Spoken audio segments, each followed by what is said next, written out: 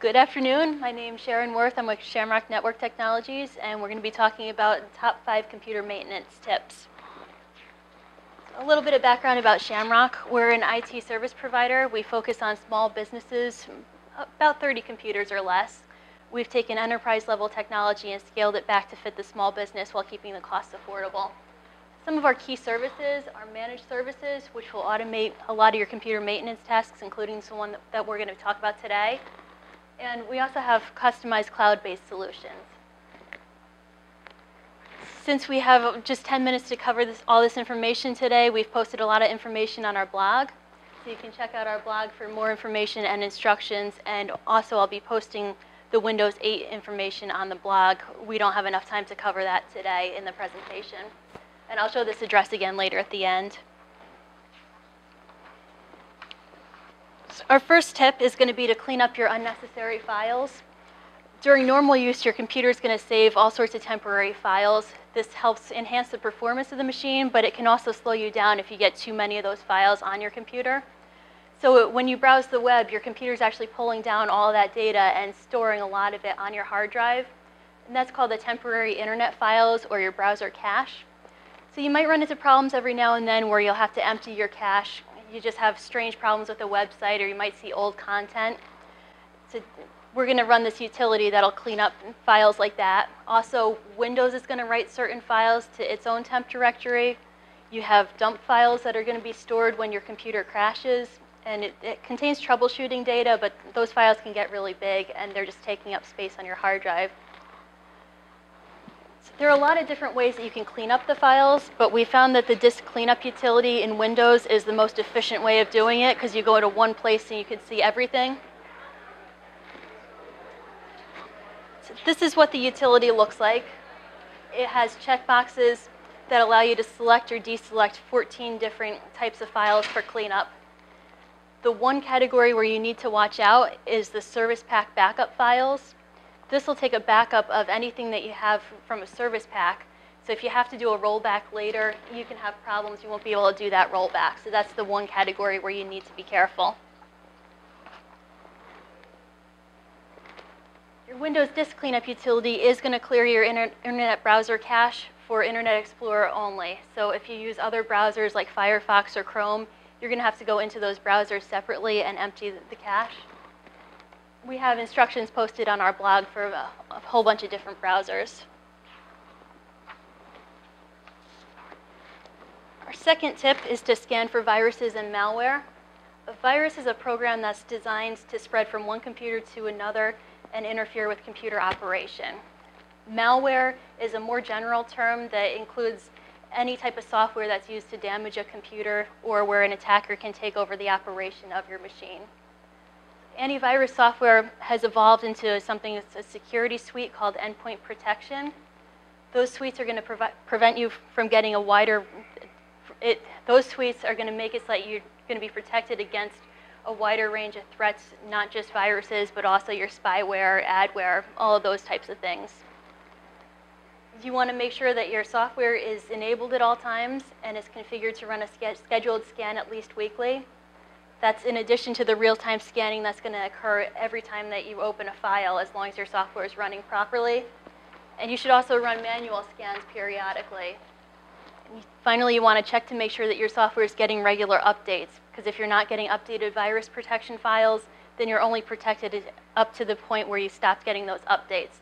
So if a virus comes out today and your last update was last week, you're not protected against that threat.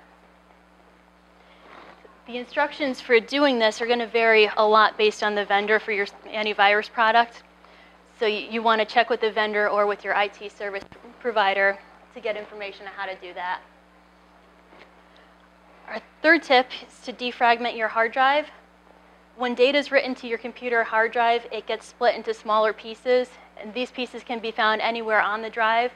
So the way your hard drive works is it spins around in circles, and if your file has pieces that are all over the place, that drive's going to have to spin around more, and it's going to take longer to find the files and piece them together so that you can open the file. So if you defrag your hard drive, what that means is that it's reorganizing the files so that they're closer together, and you eliminate some of that unnecessary spinning. There's one caveat. If you have a solid state drive, you do not want to run a defrag. A solid state drive is something that you'd have to go out and explicitly request. It doesn't come with most computers at this point, but if you do have one, SSD drives actually work differently, so you're not going to benefit from the defrag the way that you would with a traditional drive.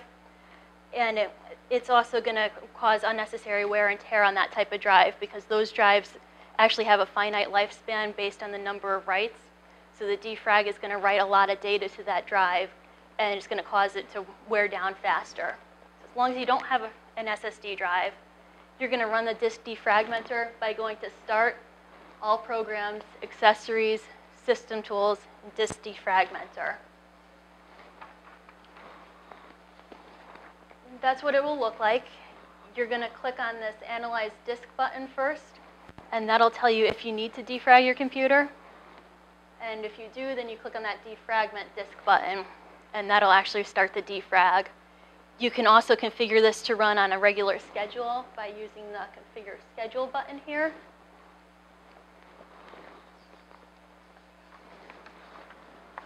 Our fourth tip is going to be to scan your hard drive for errors. This checks for physical or logical problems that can prevent your computer from working right.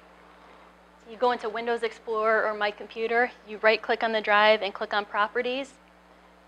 That'll bring you to this screen. You click on the Tools tab up here, and then you click Check Now.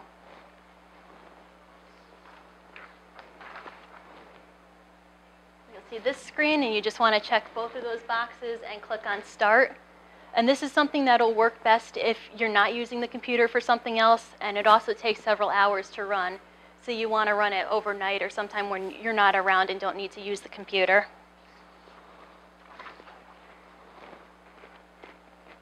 Our final tip is going to be to properly maintain your backups.